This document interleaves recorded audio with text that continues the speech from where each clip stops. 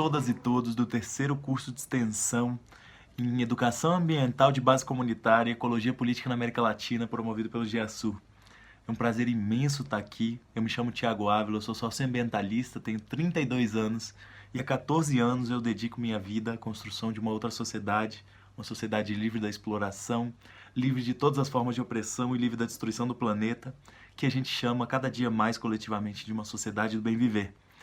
Eu estou muito feliz também de estar fazendo essa intervenção, essa parte da palestra, de forma a não emitir gases de efeito estufa. Eu fico muito feliz de que a GEASUR, que esse curso, ele esteja promovendo esse tipo de ação assim, uma intervenção online, porque eu acredito que como a gente faz isso com a melhor das intenções, o fato de eu estar falando com vocês agora por meio de um vídeo não vai servir para desconectar a gente, pelo contrário, para aproximar, porque o nosso objetivo é o mesmo.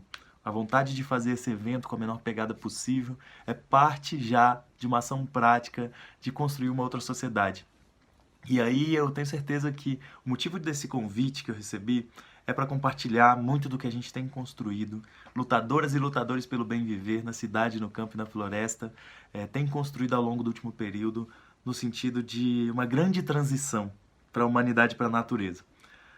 Essa grande transição que eu falo, ela passa por três aspectos que eu vou abordar bem rapidamente. Primeiro é a análise que a gente faz da situação atual. A gente parte de uma análise concreta dessa situação concreta para conseguir pensar uma intervenção acertada na realidade, uma incidência correta na realidade. Depois disso, a gente age.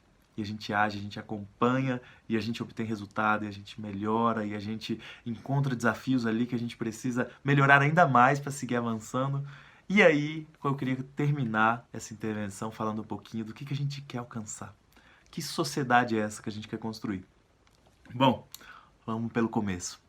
Onde que a gente está? Como é que nós vamos transformar o mundo se a gente não consegue compreender muitas vezes que mundo é esse? A reflexão que a gente faz coletivamente é que nós vivemos num mundo que explora pessoas, que oprime e que destrói o planeta. E essas três coisas são determinantes, porque a gente vive um ambiente, muitas vezes, principalmente na toxicidade das redes sociais, em que as pessoas compreendem que a sua luta individual, ou a pauta que a pessoa se reconhece mais e defende, é a mais importante e essa sim é estruturante na sociedade. Nós acreditamos que não.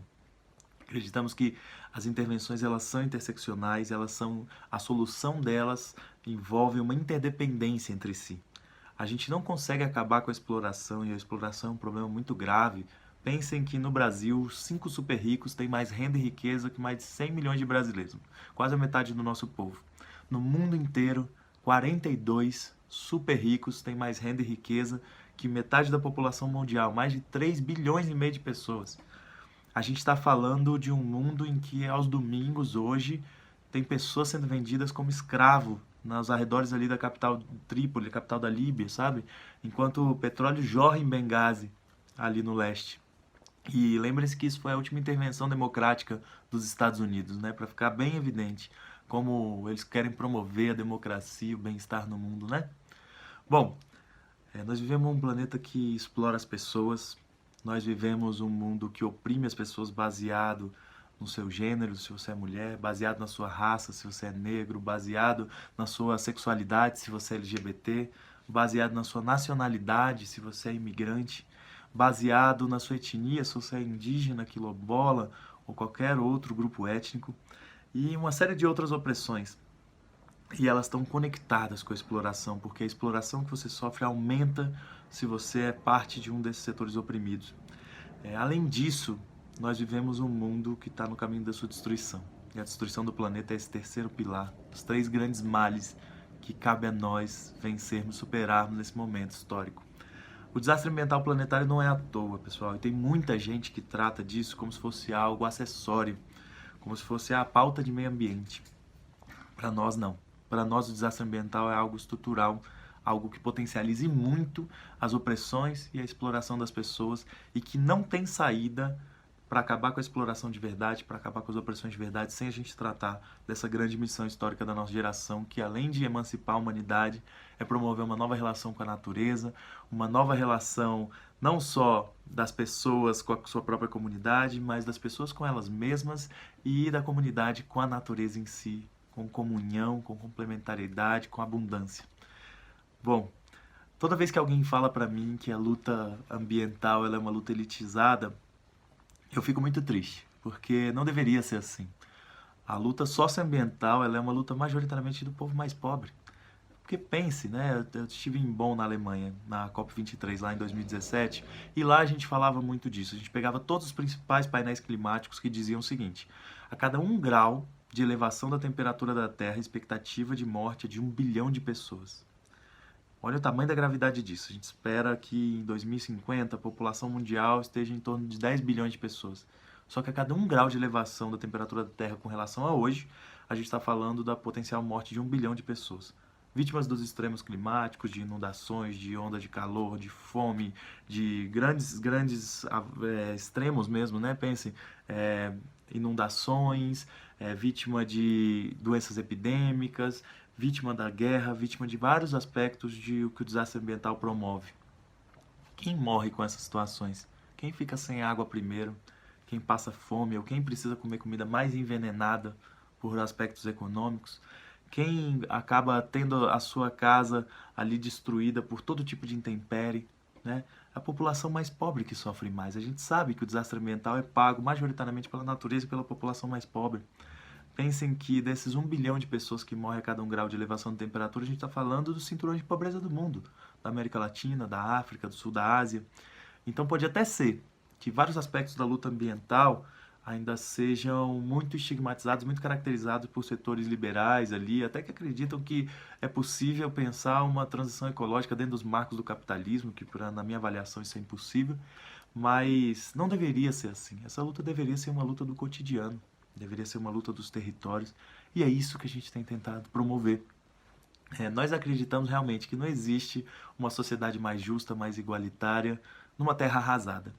E toda vez que a gente fala que todos os painéis climáticos tratam que realmente, se a gente não impedir, não reduzir pela metade as emissões de carbono até 2030, o planeta vai aquecer mais de 2 graus até 2050. Isso vai acarretar uma série de problemas, desde a elevação do nível dos oceanos, que vai fazer com que a maior parte das principais cidades, das cidades mais populosas do mundo, fiquem submersas, vai fazer países inteiros desaparecerem.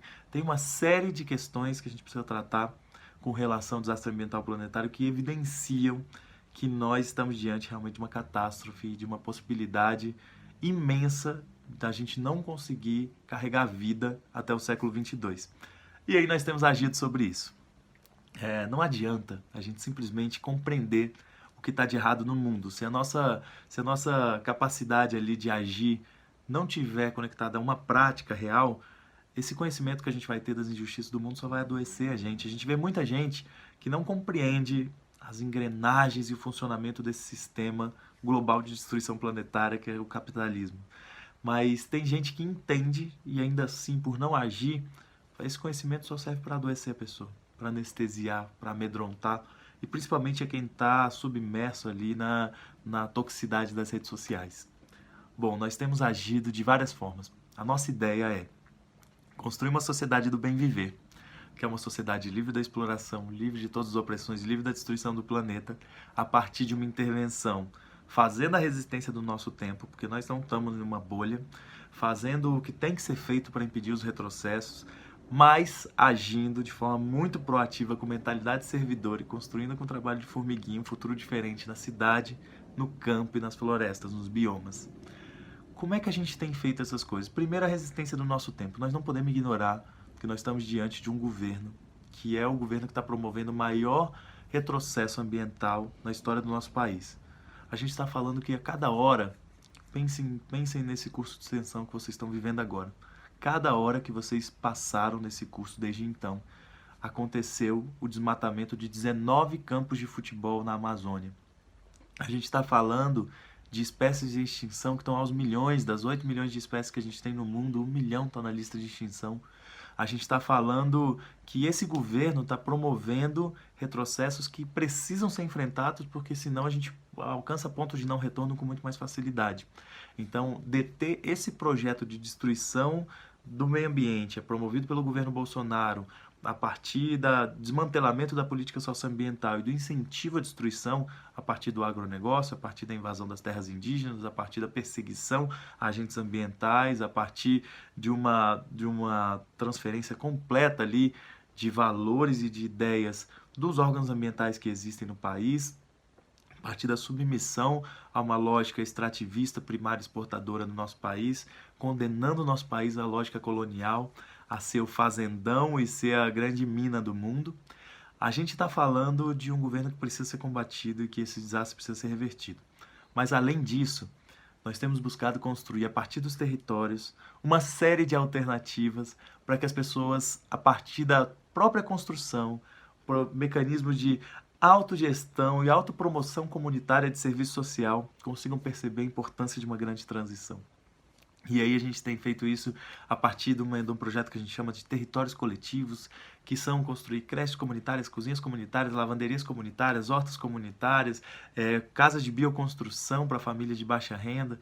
Imaginem, pessoas que não têm R$ 1 para construir sua casa, encontram na bioconstrução um caminho de construir com materiais do ambiente, de construir coletivamente a partir do mutirão, e essa palavra mutirão é maravilhosa porque ela vem do tupi antigo e significa trabalho coletivo pelo bem comum. Então, tudo que a gente faz a gente chama de mutirão. A gente fala, inclusive, que a grande revolução que a gente precisa fazer é um grande mutirão. E aí, a gente tem buscado construir isso nas cidades, da forma mais intensa possível, mas só construir casas de bioconstrução na cidade que capta a água da chuva, que trata o próprio esgoto com bacia de evapotranspiração, que trata a própria água cinza com bacia de biorremediação, que produz o próprio alimento com cercas de ora pronobis, com maracujá e chuchu combinados. Isso tudo é maravilhoso, mas só isso não basta. A gente está lidando com o campo no Brasil sendo tomado realmente pelo agronegócio, pelo envenenamento, por esse modelo de desenvolvimento que destrói e segrega, explora, que concentra renda e que promove e perpetua injustiças no campo. A gente tem pensado cada vez mais como neutralizar o desmantelamento da política de agricultura familiar promovida por esse governo. E aí a gente tem criado comunidades agroecológicas do bem viver. Imagina você conectar uma família agricultora que está com muita dificuldade de produzir e de escoar sua produção agroecológica quando consegue produzir. E a gente conectar ela com um grupo de pessoas na cidade que querem ter uma relação diferente com a sua alimentação, que querem se alimentar eticamente, que querem comer comida sem veneno, que querem promover o reflorestamento de uma área a partir de sistemas agroflorestais e que querem promover projetos de transformação de mundo. Essas são as comunidades agroecológicas. Então, a gente conecta uma família agricultora com 20 pessoas na cidade que a gente chama de coagricultores, e essas pessoas contribuem mensalmente para garantir esse projeto de reflorestamento que tem como consequência a produção de alimentos agroecológicos em sistemas agroflorestais, né? E elas participam de um mutirão por mês. Toda semana é feito o manejo e a colheita, e em um ponto de convivência as pessoas pegam esses alimentos, trocam saberes e fazeres, compartilham experiências, tanto a partir do território no campo, como experiências na cidade também de grande transição, e de uma série de outras coisas de promoção de felicidade, de saúde. E isso garante que esse processo ele se retroalimenta, porque a gente forma outras comunidades que depois estão criando ali uma série de formas de associativismo, de convivência comunitária, e vai promovendo em vários territórios uma cultura diferente, uma outra ideia de convívio em comunidade, um outro conceito de abundância, e contrapondo aquela ideia de desenvolvimento a partir da acumulação e da destruição e da exploração da natureza. Bom, as comunidades agroecológicas têm esses mutirões de agrofloresta que encantam as pessoas, que mobilizam muita gente, assim como os mutirões de bioconstrução também mobilizam muita gente. Mas, além disso, a gente tem a preocupação com os biomas. A resistência nos biomas, para nós, é algo fundamental. E ainda mais nesse período de ataques, a gente tem povos indígenas, povos quilombolas, ribeirinhos e todos os povos e comunidades tradicionais no Brasil, que são dezenas. A gente vê que existem demandas, existem sonhos dessas comunidades e que coletivamente a gente consegue atender essas demandas. Então, a gente promove mutirões do bem viver, que são formas de a comunidade ter um sonho e a gente, com lutadores da cidade, do campo e também de outros biomas, de outras florestas, irem àquele espaço, construir coletivamente em mutirão aquelas estruturas necessárias, levar visibilidade, levar recurso a partir de uma arrecadação coletiva, uma série de coisas. E quando a gente termina esse processo de construção, o que fica ali naquele território é uma vontade maior de resistir, uma vontade maior de se engajar nessa luta coletiva e de seguir colaborando com uma construção coletiva. Isso para nós tem sido a semente de uma sociedade do bem viver. Nós queremos que todos esses processos floresçam depois em um movimento pelo bem viver. Nossa ideia é criar um movimento social, só que isso não se autoproclama. Então a gente cria as condições para isso acontecer. Nós queremos a COP23, 23 não, 23 já foi, 2 anos. Nós queremos a COP25 no Chile, que era para ser no Brasil e o governo brasileiro impediu que acontecesse aqui.